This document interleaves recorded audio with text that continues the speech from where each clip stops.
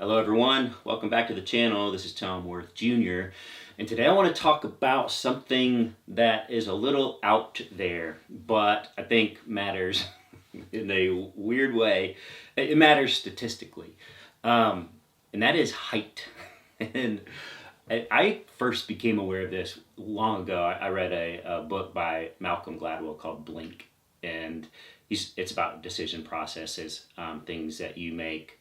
Uh, Kind of based on the fast and slow thinking, but decisions you make without realizing you've made a decision, things you think unconsciously, subconsciously, and one of them is height of people as it relates to leadership, and he looked at Fortune 500 CEOs at the time. This is back in 2005 is when the book was published, and 14.5% of men in the United States are 6 feet tall or taller.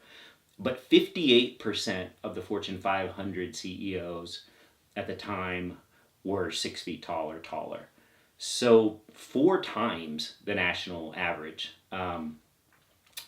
And he also looked at the percent that were just 6'2" and taller, which is kind of a big jump.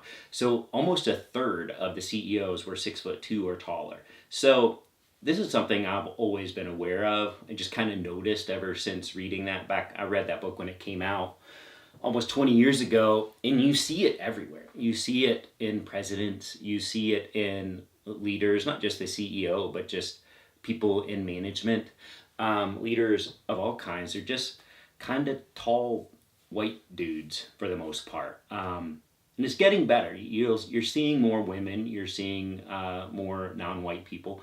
Just to, because there should be more, because that's the percentage of the population should produce more.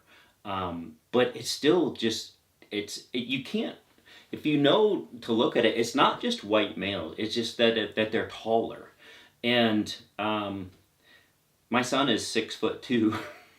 I just always thought as he started growing in like ninth grade or so, and then 10th grade, he passed me in high school. I just thought, you know what? This is going to be a real advantage for him if he goes into, and people just look at taller people. They literally look up to them. And I'm not saying they should. They absolutely should not. But the numbers bear it out. It is a thing that happens. And Donald Trump, obviously quite tall. Biden, he was taller. Kamala Harris is not tall. And what I was going to talk about today was her being a woman, because I saw I watched the ad, with Sam Elliott voicing an ad for her, and it was cool. I love that guy's voice. How he's just the voice of calm and reason and wisdom and slow talking, and but as it turned out, because I heard about it and I watched it a couple days ago, as it turned out, I think the point of it is trying to reach people, that it's okay to vote for her, even though she's a woman, like that's fine. And I just thought that was weird because it hadn't occurred to me that people wouldn't vote for her as a woman. But of course, there are a lot of people that won't vote for a woman. I still don't think that's why Hillary Clinton lost. Like, she lost for a lot of reasons. That was part of it, I'm sure. But I started thinking, okay, and so I looked up those numbers, and yeah, Trump destroyed Hillary Clinton like by 12 points with male voters. But with Biden, that was down to 8 points, an 8 point gap with Trump over Biden. But in each case, the women voted for the Democrat, like kind of more than made up for it. And I just, that gender gap is very real, and that's good because there's more women than there are men, and the women work in the favor of the Democrats. But the height thing, I don't know. I was looking at I saw a quote from Donald Trump before the first debate. This is his actual words. Like, he knows that this is a thing. That 6 feet tall is big. 6'2" is bigger. I think he's 6'3". I'll get to the president heights in a minute. But he said before the debate, quote, "No boxes or artificial lifts will be allowed to stand on during my upcoming debate with Comrade Kamala Harris," Trump said in a post, calling such accommodations, quote, "a form of cheating." So he literally thinks that her being taller is cheating. I mean, he's got the built-in cheating, being white, being male, and being tall. She's not trying to be white. She's not trying to be male. And she's never trying to be taller. She wears heels. She said, I've read her talking about this.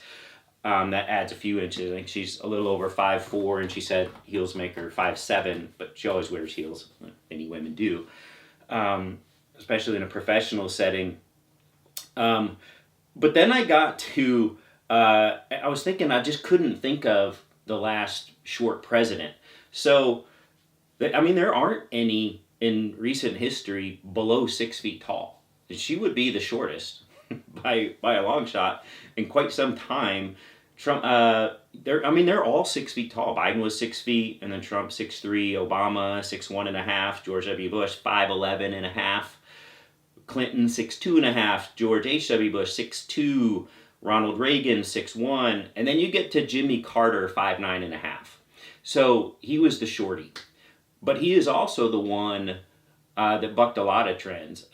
He's from the South. Lyndon Johnson was from the South, but he kind of he couldn't even run again for that last term because he was so beat up by Vietnam and the protests and the unrest in the country.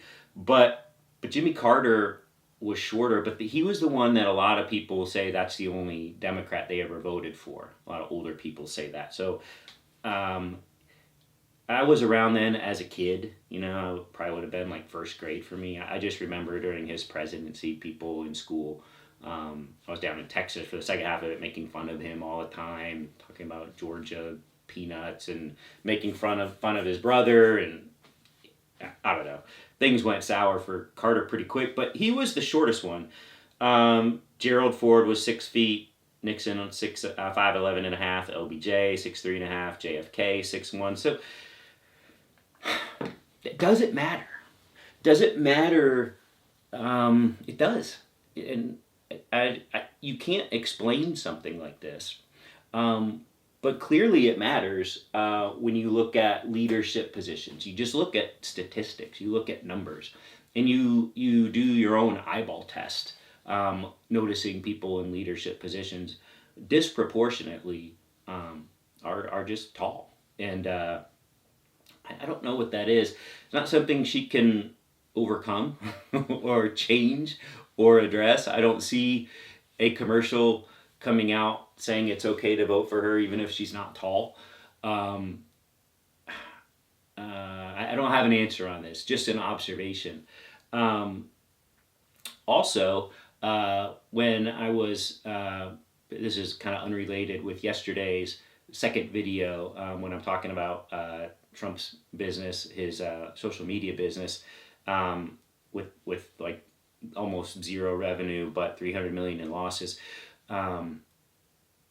Is some commenters, one person in that, and then a commenter on another video, have pointed out the From Russia with Lev documentary, and that's just come out. I think it maybe premiered a week ago, but or on streaming. It had premieres before that, but I think it's widely available now. I haven't watched it yet, so thanks for the recommendation on that. Just reading a little about it, I think it may. I said Nunes and the Russia stuff would deserve its own video or series, and this may be that series. Save me from making it and do a far better job than I ever could. So check that out. I haven't yet, but some commenters that I've liked their comments in the past anyway, and from what I've read about it online and from who's involved in it, Rachel Maddow is involved in it. I think that might be a winner. So do yourself a favor and check that out. I know I will. Keeping it short today on a Saturday, and that's it for now. And we'll talk later.